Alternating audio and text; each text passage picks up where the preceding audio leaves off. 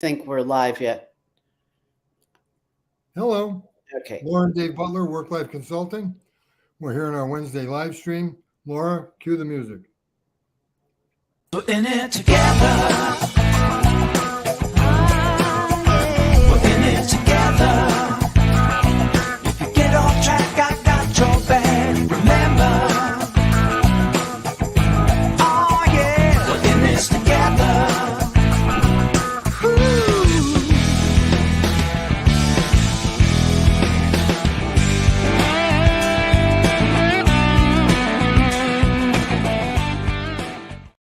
Wow, nice. I like that music. Looks like we're having fun. I just love to start each of these sessions with that. It just puts me in I can't sit still, puts me in a good mood. Yeah, it's a great piece. I'm glad we're expanding that. It's working really well.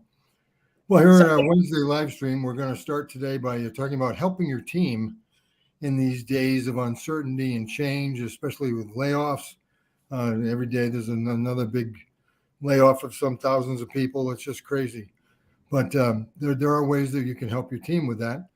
We go back quite a ways in this because I actually, when I first started this practice, one of my early clients was involved in big layoffs back in the 90s.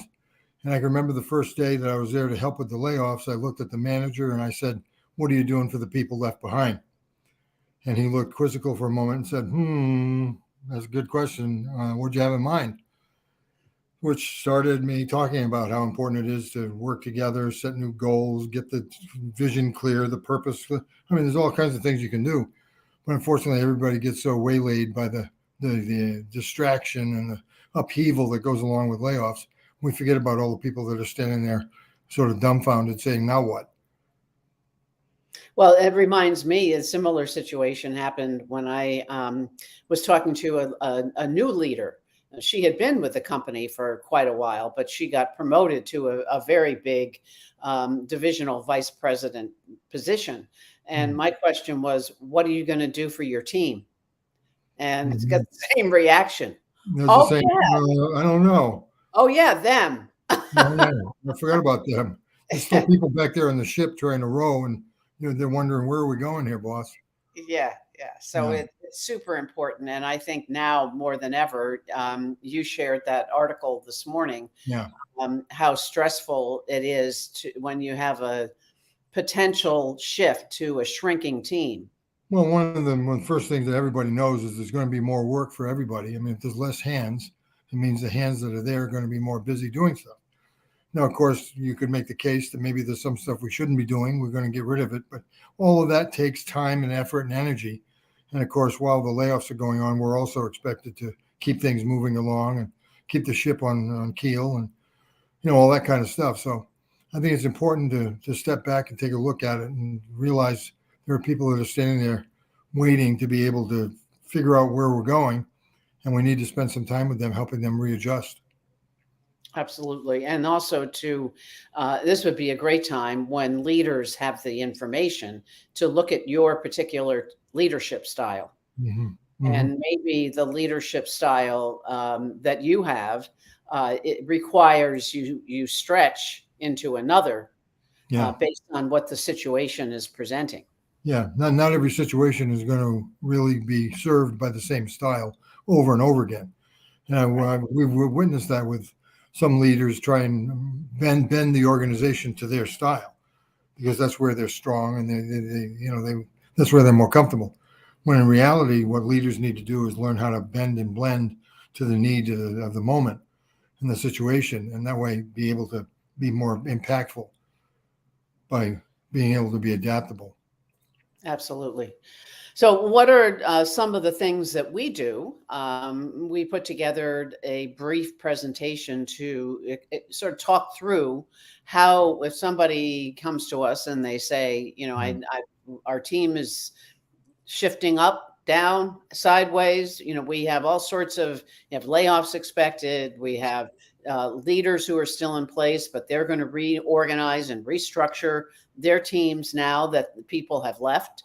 So what does it look like? So one of the things that we have recently introduced is the idea of high performing teams. And what I think is so great about it's utilizing the Berkman tool that is our go-to tool to help with identifying what the individuals' interest, strengths, needs, or motivators are, and what may cause stress.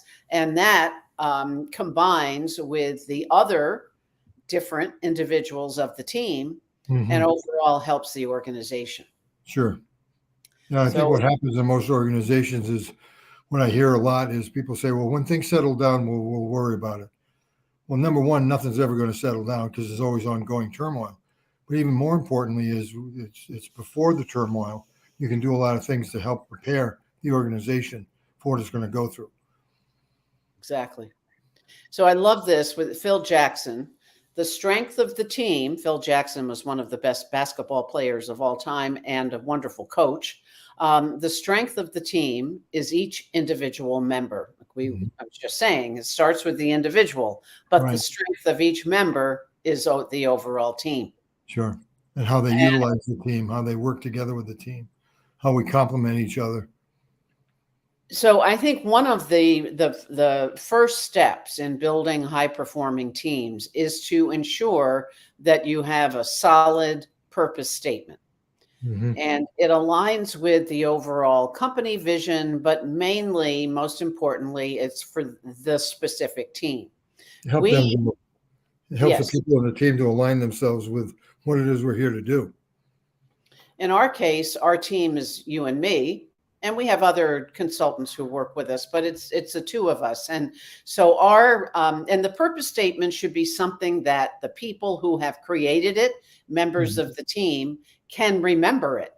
And when asked, hey, what's your purpose statement? You can rattle it off. Rather than going to my book and having to look it up. Wait a minute, I'll be right with you. Yeah, exactly. What the purpose is. Obviously, it's not really living. It's not in the drinking water. It's not in people's consciousness. Yeah. It needs to be alive. So ours is to awaken the passion of the individual while building the community of work. And I can remember that because it's the individual leading to the community. Right. What were you saying? I was just saying it's got a noble cause in there, which is important. I think there's always something about the purpose statement that has to have some redeeming value to it. But it doesn't need to sort of slip off the tongue. You don't want a tongue twister. You want people to be able to remember what it is. So try and keep it under 10 words if you can. What do we get here? 1, 2, 3, 5, 6, 7, 8, 9, 10, 11, 12. So it's close. Yeah, exactly. I don't know how I would shorten it because it really Take off the two. Just say awaken the passion of the individual and build. Yeah. So, I mean, we'd be happy to help you word sleuth your purpose statement, but so that then it goes to creating a stable foundation. When you've got that purpose, that message, that clarity, it provides clarity overall, but also you combine the other two with psychological safety. Right. And your team is only as strong as all three pillars are in terms of relation to each other. You want that wobbly stool. Right. And I remember a colleague of ours, a dear colleague of ours, always used to call it the three-legged stool. He didn't use these, but it was people, planning, and purpose. Process. No, people, planning, and process. Right. So you can use, I think that is when you've got this foundation in place. Shift to that three-legged stool after this is ready to go. Yeah, and that three-legged stool that he was talking about is more for the organization as a whole. Yeah, you have clear processes, have clear people and plan. But something like this is just about the people. This would be taking that one leg of people and saying how do we create a stable foundation for them? Right. And the idea, the next step is, how do you move from creating that purpose to evaluating team clarity? And these are a few questions to ask, which is, what mode is your team operating in? Does everybody generally agree? What's a mode? Can you give me an example? standard operating procedure. Are we heading in the right direction? Mhm. Are we have a clear direction? Yeah. That's the clarity. Another mode would be: are we building? Are we growing? Are we reducing? Or what's the mode? What are we in? Are we trying to grow and shrink at the same time? Probably not going to work. Mm-hmm. Next Yeah. question: do we believe this is the best mode to be operating in right now? Should we be growing? Should we be reducing? Should we be clarifying? What mode are we operating in? Exactly. And then, is this sustainable for the long term? Is this a short win? Is this something that we can really embrace and work with? How might you need to shift in the future? Mm-hmm. So I think the idea of evaluating clarity with the purpose statement is it's okay that it may be, an organic document. It may change based on once everything settles and we've got the structure all in place. That was the operating plan for our work together to get it on target. Right. I like the use of the word shift. Yeah. Being able to shift with the times and adapt to the environment, the marketplace, the availability of people. I mean, there's so many things that go into it, but rather than just trying to keep on the same track all the time over and over again, you may need to learn how to shift and do that with some finesse. Exactly. And by the way, we are Dave and Laura Butler of Work Life Consulting, and we provide support, executive coaching for individuals, teams, and organizations. And thank you for listening to the live production. If you're listening to the recording, thank you as well. Leave a comment with any questions. My favorite third leg of the stool is psychological safety. And this is based on Amy Edmondson's work. So if you ever want to look at her TED Talk or her work on YouTube, she has lots of information there. But it's an environment where team members feel safe to take risks and be vulnerable in front of each other. Right. And also be able to recognize the failures or the difficulties and be able to share the learning so that we all learn together. What's the point of hiding it so that everybody makes the same mistake over and over again? Yeah, one of the concepts that Amy shares is to fail fast. What does that mean then? Something that the team don't drag it out. Well, yeah, but the team may have a way that we kind of memorialize it or symbolize the fact that we failed and now we're going to pick it up quickly.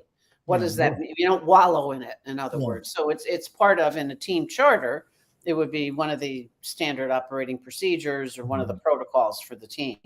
Yeah, sharing our failures and learning from them together. There's nothing more powerful. Exactly. And then evaluating the team, how does your team feel about its current levels? There's always something interesting when, and I've done team workshops and I ask the question, where is trust? Starting with that foundational question. Right. And the assumption is, we're good. We like each other. Psychological safety and trust is not about whether we like each other. So and then the scores come out, the very quick assessment, 1 to 5. And when you start to see the overall average when 5 is high is 2. Well, that if they do it, in private, secretly, you get a better answer, because if they have to do it in front of everybody, all of a sudden everything's lovely. Yeah, but I have done it in front of everybody, and there's some very honest results that came out of that too. Yeah, it's surprising. It's always that in itself is psychological safety and building trust. So what are 2 risks that could result from a lack of psychological safety on your team? And is there anything in the way of your team creating a more psychologically safe environment? And how can you work to break down these barriers? So I think one of the big risks today is that people leave. Yeah. And sooner or later they can't take the discomfort and they find another job. Exactly. And then we have a program that we've created over the years and utilize Berkman information, into the program, is what is team agility. So we call it building team agility. And it's the ability to operate well in any role. So I think what was great about this concept. It's the idea of incorporating systems thinking into you as an individual. How do you fit within the organization that may require, as the third bullet says, you to bend and flex? Yeah. Uh, Being able to have the agility to not be just stuck in your own way of doing things, but being open to and actually eliciting feedback from others about how can we do this better. Right. And also to see the perspectives. I think that's the key about Berkman. It's more about perspectives than anything. Mm-hmm. And rather than calling it a personality tool, it's Mm-hmm. having the ability to see other roles and where they're coming from and other people. But to bend, flex, and blending, I like, and flexing, focusing your Right. style on what the situation requires. Yeah.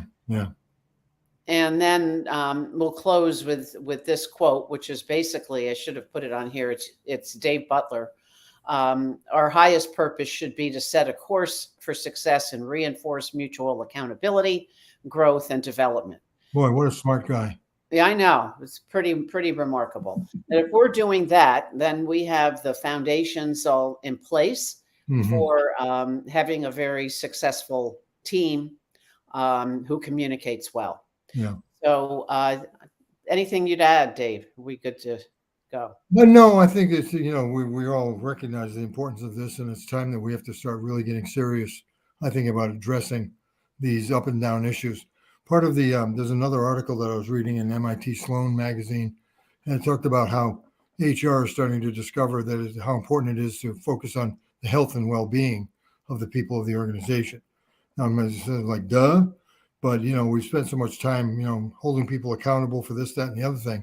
I think it's easy to overlook the fact that if you're not taking care of yourself and you don't have a sense of well-being, you're not going to show up and be able to give your best.